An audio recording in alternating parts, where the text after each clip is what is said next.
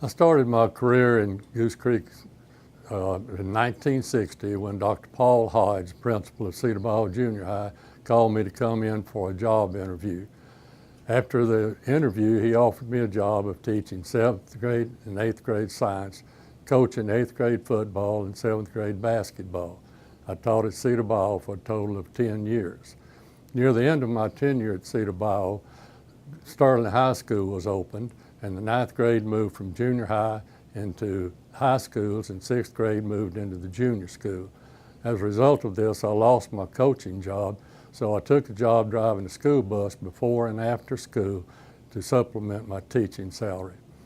In the summer of 1970, I was offered the principalship at Alamo Elementary, and Don Swint was offered the principalship at Stephen F. Austin.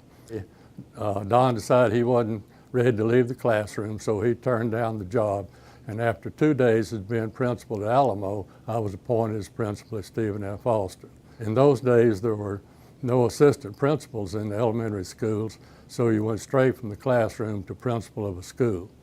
I was very fortunate in that I had an excellent secretary at Austin, Mrs. Rosa Hopper, who guided me through my first 2 years of principalship. Mr. Barry Nettles, Director of Personnel, called me in and said as a result of opening Pumphrey Elementary, they were going to move several elementary principals and asked me to take the principalship at Carver Jones Elementary, as it was known at that time.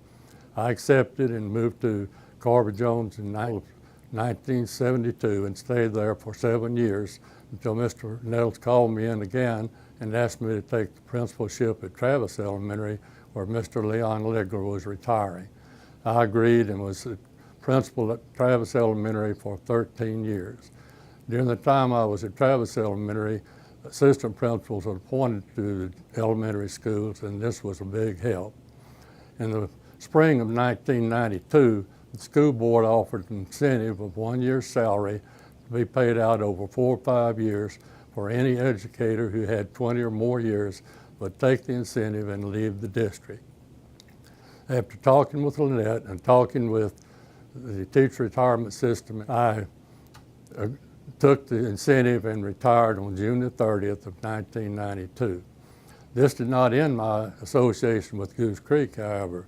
The next 2 or 3 years, I substituted as an assistant principal and did some testing for the school district. In 1998, the school board member of the district in which I lived resigned with 1 year left on his term, and the school board decided to appoint someone to this position rather than hold an election.